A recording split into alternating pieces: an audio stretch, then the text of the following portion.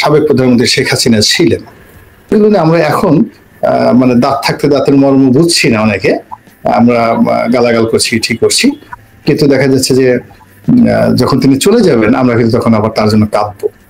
এটা হলো আমাদের চরিত্র আর কি। আমরা যে চলে রত্ন হারানোর পরে কাঁদতে থাকি সবাই, যেহেতু এরা মানে ঠিক আছে আইন শৃঙ্খলা রক্ষা করতে পারছে না, তখন বারবার শুধু শেখ হাসিনার কথা মনে হচ্ছে যে এরকম অস্থির একটা সমাজে যেখানে মানুষ সারাদিন শুধু অস্থিরতায় ভুগে, তো সেখানে আসলে শেখ হাসিনার মতো এরকম আয়রন লেডি দরকার।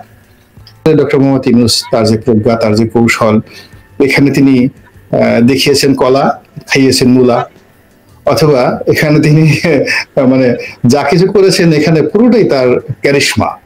আমরা যখন 1974 জিডিপির কথা যদি ধরি, যখন দুর্ভিক্ষ চলছিল বাংলাদেশে, এবং সেই দুর্ভিক্ষে বলা হয় যে প্রায় 2 মিলিয়ন 20 লাখ লোক মারা গেছে, ঠিক সেই সময়টাতে 6.5% ছিল জিডিপি।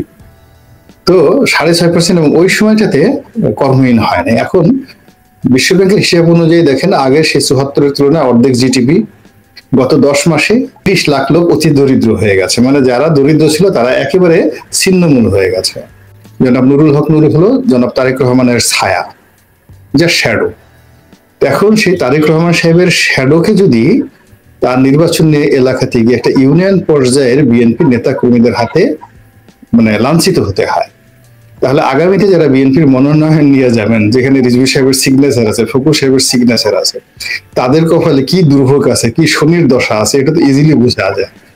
তো এটা একটা টেস্ট কেস, এখানে 300 সিটের একটা টেস্ট কেস, যেখানে ঈগল পাখি নুরুর যদি এই অবস্থা হয়, তাহলে অন্যান্য যারা মানে দলের সাধারণ অখ্যাত লোক, নুরু তো সারা বাংলাদেশে ওয়ার্ল্ডে চিনে, যেখানে তাকে ইসরায়েলের মোসাদ তাকে চিনে, তাকে রয়ের এজেন্ট বলা হয়, তাকে মানে দিল্লিতে তাকে নিয়ে আলাপ আলোচনা হয়, আমেরিকার অ্যাম্বাসিডার মানে তার সঙ্গে দেখা করতে আসে। এইরকম একজন গুরুত্বপূর্ণ ব্যক্তিকে একটা চরের মধ্যে ফেলে সেই বিএনপির যারা নেতা করে তারা এইভাবে অপদস্থ করতে পারে। তো সেক্ষেত্রে বিএনপির কোনো একজন লোক মনোনয়ন নিয়ে সে ধরেন ওই যে এলাকাতে ধরেন চাঁদপুরে গেল, কচুয়াতে, কিংবা ধরুন ফেনীতে গেল, সাতকানিয়াতে গেল, এই এলাকাতে, তো তাদের অবস্থা যান নিয়ে টানাটানি লেগে যাবে সবার রীতিমতো। তো এই জিনিসটা বিএনপি বুঝতে পারছে। তো বুঝতে পারার জন্য তার জন্য আসলে একটা নির্বাচন প্লাস একটা অ্যাডমিনিস্ট্রেটিভ হেল্প, সাহায্য তাদের খুব বেশি দরকার। তো সেই দরকারের কারণেই তারা এই ডক্টর মোহাম্মদ ইউনূসের সাথে এই বৈঠকটি খুব জরুরি মনে করেছে।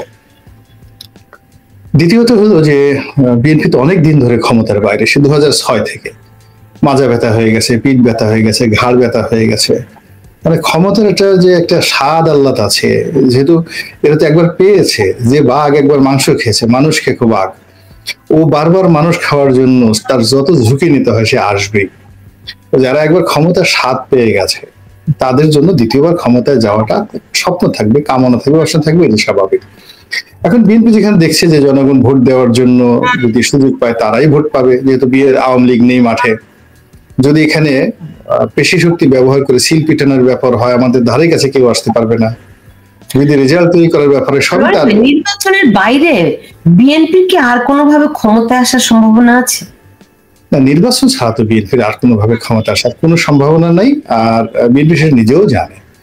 এর কারণ হলো যে এখানে যে ইকুয়েশন এখন যা কিছু হয়, এতে বিএনপির মতো একটা রাজনৈতিক, এখানে আওয়ামী লীগেরও নির্বাচনের বাইরে আওয়ামী লীগের ক্ষমতা আসার কোনো পলিটিক্যাল পার্টি। তাহলে তারা ফেব্রুয়ারিতে নির্বাচন করার প্রস্তাবটা কেন দিল? মানে আগ বাড়িয়ে তাদের দাবি ছিল ডিসেম্বর মানে ডিসেম্বর, তাই তো? এটা তো এই মূল বিষয়টা, এটা নিয়ে এখন বিতর্ক হচ্ছে। এটা নিয়ে এখন বিতর্ক হচ্ছে। মূল ব্যাপারটা হলো যে এই যে ফেব্রুয়ারি মাসে নির্বাচনের দাবিটা বিএনপি করেছে তাদের কাছে, তাই না? এটা আপনি যদি ধরেন, এটা ডক্টর মোহাম্মদ ইউনূসের ডিপ্লোম্যাসি এবং তার প্রজ্ঞা এবং তার সফলতা। কেননা সে তাদেরকে, যাকে বলা হয় একটা আলটিমেট টাইম, যে ডিসেম্বরের মাসের বাইরে জানুয়ারি 1 তারিখে হলে চলবে না, ডিসেম্বরের 30 তারিখের মধ্যে হতে হবে। তো এইরকম একটা এক্সট্রিম জায়গা থেকে তাকে টেনে নিয়ে তাদের মুখ থেকেই বের করছে যে ঠিক আছে আপনি ফেব্রুয়ারি মাসে দেন। আর অন্যদিকে ডক্টর মোহাম্মদ ইউনূসের কিন্তু নামতে হয়নি, তিনি তার কথায় প্রথম যেভাবে ছিলেন ওভাবেই আছেন। তিনি কিন্তু কখনো রেজিস্ট হননি, এক্সট্রিম হননি। তিনি বলেছেন ডিসেম্বর থেকে জুনের মধ্যে যে কোনো দিন নির্বাচন হতে পারে। তাহলে সেক্ষেত্রে তো মানে ফেব্রুয়ারি মাসে যদি প্রথমার্ধে হয়, এটা তো তার কথার ব্যত্যয় হয়নি। তো এখানে আসলে বিজয় যেটা হয়েছে এই ফেব্রুয়ারি মাসে নির্বাচনের মাধ্যমে বিজয় যেটা হয়েছে, প্রাথমিক বিজয়, এটা হলো ডক্টর মোহাম্মদ ইউনূস এবং তার যারা সঙ্গী সাথী রয়েছেন তাদের একটা কূটনৈতিক বিজয় হয়েছে। আর যেটা হলো বিএনপি যদি আত্মতৃপ্তি পেতে চায়, মনে মনে শান্তি পেতে চায়, যে তাহলে সে বলতে পারে যে না, উনি তো একেবারে প্রথমে জুনে বলছিলেন আমরা শেষ ধরে নিয়েছি, এরপর সেখান থেকে আমরা তাকে জোর করে টেনে হিসড়ে একেবারে এপ্রিলে নেমে আনিয়েছি, এটা আমাদের সফলতা। আর আমাদের চূড়ান্ত সফলতা হলো আমাদের নেতার সঙ্গে উনি দেখা করার জন্য লন্ডন গেছেন এবং সেখানে গিয়ে নেতার কাছে গিয়ে তিনি নাকে খত দিতে বাধ্য হয়েছেন যে বাবারে আর আমাকে এই বুড়া বসে আমাকে ডিস্টার্ব করবেন না, আমাকে একটু মান সম্মান নিয়ে যেতে যান, বলেন কি করতে পারে। আচ্ছা ঠিক আছে, আপনার কথা মতো ফেব্রুয়ারি মাসেই দিয়ে দিলাম, জামাতে যেহেতু বলেছে আমি এর সমস্ত ঝামেলা ঠামেলা জড়াতে চাই না। এটা হলো একেবারে 1-2 তে যেভাবে 2+2=4 হয়, ওইরকম সাধারণ সরল অঙ্ক যদি করেন তাহলে এইভাবে আপনি ব্যাখ্যা করতে পারেন। কিন্তু আপনি যদি চাণক্য নীতিতে যান, রাজনীতিতে নিতে চান, তো সেক্ষেত্রে আসলে ডক্টর মোহাম্মদ ইউনূস তার যে প্রজ্ঞা, তার যে কৌশল, এখানে তিনি দেখিয়েছেন কলা, খাইয়েছেন মূলা, অথবা এখানে তিনি মানে যা কিছু করেছেন এখানে পুরোটাই তার ক্যারিশমা, সেটা ইতিবাচক নেতিবাচক যাই বলেন না কেন, এটা আমার কাছে ব্যক্তিগতভাবে মনে হয়েছে। জি, এখন ধরেন অনেকেই বলছেন যে আসলে যেই যৌথ বিবৃতিতে তারা দিয়েছে সেখানে সুনির্দিষ্ট করে তো বলা হয়নি যে ফেব্রুয়ারিতে নির্বাচন হবে। এখানে অনেকগুলো যদি আছে, কিন্তু আছে, অনেকগুলো ফ্যাক্টর আছে। হ্যাঁ, তো অনেক কিছু হতে পারে।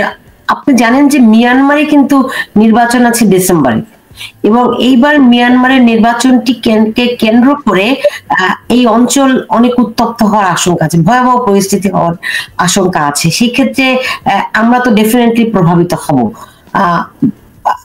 ফেব্রুয়ারিতে কি নির্বাচন আদৌ হবে? এখানে হাইপোথেটিক্যাল মানে কোনো কথাবার্তা বলার কোনো সুযোগ নাই এই এট দিস মোমেন্ট। এই কারণ হলো আপনি জানেন যে প্রতিদিনই আমাদের অবস্থা বিশ্বের সাথে তাল রেখে পরিবর্তিত হচ্ছে। যেমন ধরুন এখন আমাদের দেশের 1 নম্বর সমস্যা মানে সেটা হলো অর্থনৈতিক সমস্যা, এবং যেভাবে জিডিপি এগুচ্ছে তাতে 2026 সনের একেবারে শুরুর দিকে, জানুয়ারি মাসের দিকে একটা 2026 না 25 সনের আশ্বিন এবং কার্তিক মাসে, ভাদ্র এবং আশ্বিন, এই সময়টাতে একটা দুর্ভিক্ষের যে দাবানল বাংলাদেশে চালু হতে পারে, শুরু হতে পারে এই বছরে, মানে 2025 সালে। আমি মনে করি এটা একটা আমাদের বাংলাদেশের প্রথম সমস্যা, এবং এই সমস্যা যদি শুরু হয়, ইলেকশন তো দূরের কথা, নিজের বাবার নাম মনে নেওয়ার মতো মানে অবস্থা কারো থাকবে না, যার যার অবস্থা শুরু হয়ে যাবে। এই সময়টাতে আমি মানে কতগুলো গ্রাম অঞ্চলে গিয়ে দেখি যেটা গত 30-40 বছরে আমি কখনো শুনিনি।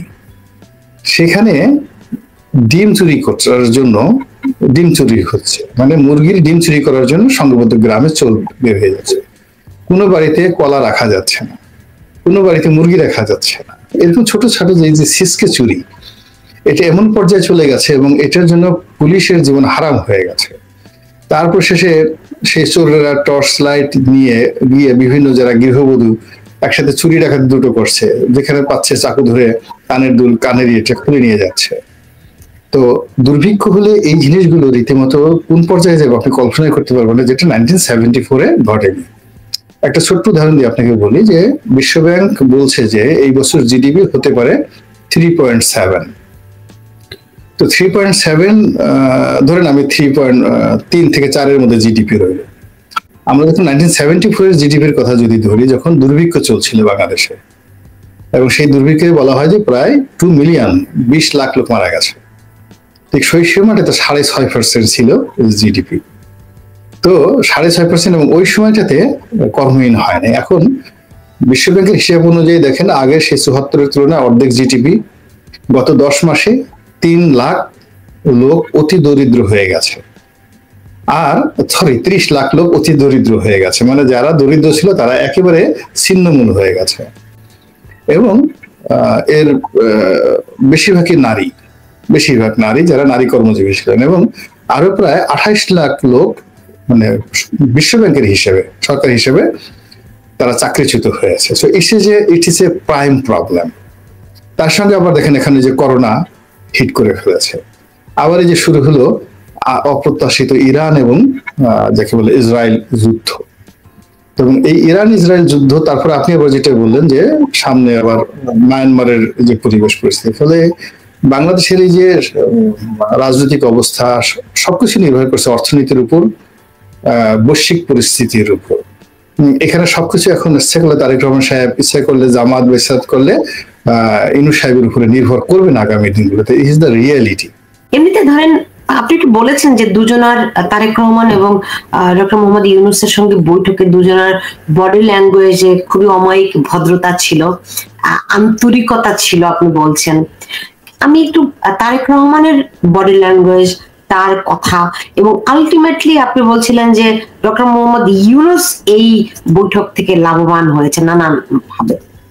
তো সেখানে বিএনপি এবং তার এখন শীর্ষ নেতা তারেক রহমানের পরিপক্কতার যে ইমেজ দাঁড়িয়েছে, সেটা আপনি কিভাবে করে দেখছেন? তার বর্তমান ইমেজটি কেমন দেখছেন? এখন এটা তার নিজের দলের লোকজন, আসলে সে তো রাজনীতি করেন প্রথমত তার নিজের দলের জন্য, কিন্তু তার জামাতের জন্য রাজনীতি করেন না। তারপর ওভারঅল একটা পারসেপশনের তো ব্যাপার আছে, আপনারা কেমন দেখছেন? কারণ শুরুতেই তো তিনি তাদের আকাঙ্ক্ষা অনুযায়ী, তাদের চাহিদা অনুযায়ী রেজাল্ট আনতে পারলেন না। এখানে মূল ব্যাপার হলো যে তারেক রহমান সাহেব তার দলের মধ্যে এমন একটা কর্তৃত্ব তৈরি করে ফেলেছেন, জনপ্রিয়তা, কর্তৃত্ব এবং ক্ষমতা। এখানে আসলে তাকে চ্যালেঞ্জ করার বা তার সিদ্ধান্তকে অমান্য করার ওরকম কোনো সাংগঠনিক ক্ষমতা কারোরই নেই। যারা চাঁদাবাজি করতেছে এটা বিচ্ছিন্ন ব্যক্তিগত স্বার্থে, এটা ব্যক্তিগত, কিন্তু ধরেন সাংগঠনিক ভাবে বিএনপির নেম ফেম ব্যবহার করে তারেক রহমান সাহেবকে চ্যালেঞ্জ করার মতো বাংলাদেশের সিঙ্গেল ম্যান নেই। ফলে আসলে উনি যেটা করেছেন তার দলের মধ্যে এটা নিয়ে নেতিবাচক সমালোচনা, কথাবার্তা, এটা অসম্ভব একটা বিষয়। বাইরে যেটা হচ্ছে সেটা হলো যারা তারেক রহমানের আগামীতে তার কাছে মনোনয়ন চান, পদ চান, এমপি পদ চান, মন্ত্রী পদ চান, অন্য ছোট ছোট দল, তারাও সমর্থন জানাচ্ছেন, বিকজ তারা তার দয়া দরকার, তারেক রহমান সাহেবের দয়া দরকার, করুণা দরকার। তারা ঝুঁকি নেবেন কেন তাকে এই কাজ করার জন্য? ফলে সবাই যেভাবে তার প্রশংসা করেন, সবাই তারা বলার চেষ্টা করছেন যে স্যার, অনেকে তো এখন তাকে স্যার ডাকেন, দলের ভাই খুব অল্প লোক ডাকে, সবাই তাকে স্যার ডাকেন। তো স্যার আপনি যেটা করেছেন অসাধারণ সুন্দর একটা জিনিস হয়েছে, এটা একটা ঐতিহাসিক মুহূর্ত এবং এর সাথে ভালো কোনো সিদ্ধান্ত হয় না। এটা দলের মধ্যে এইভাবেই কথাবার্তা হচ্ছে। দলের বাইরে যারা প্রতিপক্ষ তারা রিয়াকশন দেখাচ্ছে, কেন দেখাচ্ছে এটা তো আমি আগেই বললাম, যে এই কারণে যে আমাদের এখন কি হবে। তো এটার প্রতিক্রিয়া ফলাফল পেতে আমাদেরকে আসলে এই জুন মাসের পুরোটা সময় ব্যয় করতে হবে, আরো 2 সপ্তাহ করতে হবে।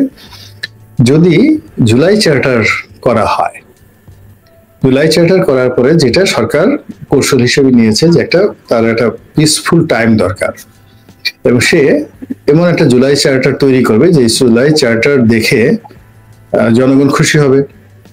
জুলাই চার্টার দেখে এনসিপি, জামাত, অন্যান্য যারা ইসলামিক দল আছে তারা খুবই খুশি হবে, কিন্তু সম্ভাব্য বিএনপি, আওয়ামী লীগ এবং বড় বড় দলগুলো তারা বেজার হবে, মানে ওখানে এমন কথাগুলো থাকবে। তো ওই সময়টিতে ওই জুলাই চার্টারটা সে যদি একবার সাবমিট করতে পারে জনগণের কাছে, তখন সে একটা পপুলার ভোট পেয়ে, পপুলার সমর্থন পেয়ে একটা গণভোটের দিকে কিংবা ধরুন অন্য একটা রেফারেন্ডামের দিকে সে যেতে পারে। তখন বিএনপির যে আসল আন্ডারস্ট্যান্ডিং, তার যে আসল মন মানসিকতা, বা তারেক রহমান সাহেব আসলে ইউনূস সাহেবের সাথে এই বৈঠকটা করে ভুল করেছেন না ভালো করেছেন, এটা ঠিক ওই জুলাই চার্টারটা ঘোষণা দেওয়ার সঙ্গে সঙ্গে এটা বোঝা যাবে আর কি। তবে এখানে যে ঐক্যমত হয়েছে, কথাবার্তা হয়েছে, এগুলো যদি আসলে বাস্তবায়িত হয়, ফেব্রুয়ারিতে নির্বাচন হয়, 2 পক্ষই তাদের অঙ্গীকারের প্রতি সমর্থন দেখায়, এবং এখানে যদি অন্য কিছু না থাকে, আমার কাছে মনে হচ্ছে যে বর্তমান চলমান যে অচল অবস্থা তার সাথে এটা ভালো হবে, তুলনামূলকভাবে এটা ভালো হবে। কিন্তু এটা যদি কেবলই মাত্র একটা লোক দেখানো হয়, উভয় পক্ষের একটা ব্রিদিং টাইমের জন্য দরকার হয়, টাইম পাসের জন্য দরকার হয়, একে অপরকে চালাকি করার জন্য এটা দরকার হয়, এই বৈঠকটা হয়ে থাকে, তাহলে দুটো দলেরই দুর্ভোগ আছে কপালে। বিএনপিরও দুর্ভোগ আছে, বিকজ তারা বন্ধু হারিয়ে ফেলেছে এবং ফেলবে আরো। আর ডক্টর মোহাম্মদ ইউনূসেরও বিশ্বাসযোগ্যতা, গ্রহণযোগ্যতা, বন্ধু হারানোর ক্ষেত্রে তার যে রেকর্ড, সেটা আরো বাড়বে। এবং এখানে মূল ব্যাপার হলো যে এখানে তো কতগুলো পাওয়ার হাউস আছে, এখানে একটা রাজনৈতিক power house, BNP, Jamaat, NCP, this a political force. Another is a military force, cantonment কেন্দ্রিক একটা ফোর্স। আর একটা ফোর্স হলো ব্যুরোক্রেসি, সচিবালয় কেন্দ্রিক একটা ফোর্স। আর চতুর্থ ফোর্সটি হলো ডক্টর মোহাম্মদ ইউনূস এবং তার যারা সহযোগী দেশি বিদেশি যারা বন্ধু রয়েছেন। তো আমাদের এই যে একটা চতুর্ভুজ তৈরি হয়েছে এবং চার কোণা থেকে একটা, যাকে বলা হয় ক্ষমতার যে একটা সঞ্চালন লাইন, মানে চারদিকে চারটা আপনার পাওয়ার স্টেশন আছে, 10 মেগাওয়াট করে সেখানে হয়েছে। তো গত 10 মাস ধরে এই 4টি পাওয়ার হাউসের মধ্যে যে তার ছিল, কানেক্টিভিটি ছিল, সঞ্চালন লাইন ছিল, এখন এই তারেক রহমান সাহেবের বৈঠকের পরে এই সঞ্চালন লাইনগুলো সব ছিঁড়ে গেছে।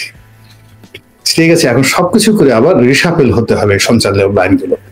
জামাতের সঙ্গে এনসিপির সঙ্গে ডক্টর মোহাম্মদ ইউনূসের সঙ্গে বিএনপির সঙ্গে সেনাপ্রধান জনাব ওয়াকারুজ্জামানের যে একটা সম্পর্কের কথা শুনছিলাম, সেটা এই সবগুলোই আসলে আগামী 15 দিনের মধ্যে বা 2 সপ্তাহের মধ্যে এগুলো আবার নতুন করে স্থাপিত, এবং তখন বোঝা যাবে যে এই বৈঠকটা কে কিভাবে নিয়েছেন। যদি দেখি যে না সবাই ইটস ওয়েলকাম, সেনাপ্রধান ওয়েলকাম জানিয়েছেন, এবং তিনি যদি বলেন না ঠিক আছে, আমি তো ডেডলাইন দিয়েছি যে জানুয়ারি মাসের 1 তারিখে একটা নতুন সরকার আসবে, এটা তো রাজনৈতিক দলগুলোর জন্য। তো সেখানে প্রধান রাজনৈতিক দল বিএনপি যদি চায় ফেব্রুয়ারি মাসে, আমার কি বক্তব্য বলার আছে, এখন অসুবিধা নেই। তিনি যদি এই কথা বলেন তাহলে কোনো সমস্যা নাই। আর তিনি যদি মনে করেন যে আমি তো এই কথাগুলো বলেছি, আমার তো নর্মালি ডক্টর মোহাম্মদ ইউনূসের অনুমতি থাকা উচিত, তাকে সহযোগিতা করা উচিত, তা না করে আমি দেশে একটা শান্তি প্রতিষ্ঠা করতে চাইলাম, একটা রাজনৈতিক কালচার প্রতিষ্ঠা করতে চাইলাম, যা কিছু করেছি বলেছি এ তো বিএনপির জন্য বলেছি বা যারা ক্ষমতা আসবে তাদের জন্য বলেছি, যত নির্বাচন হবে তত হবে। তো আমার সাথে আলাপ আলোচনা না করে আমাকে মাঝপথে রেখে হঠাৎ করে এরকম একটা বৈঠক হলো, তাহলে আমি কি হলাম? আমি ইনঅ্যাক্টিভ থাকবো।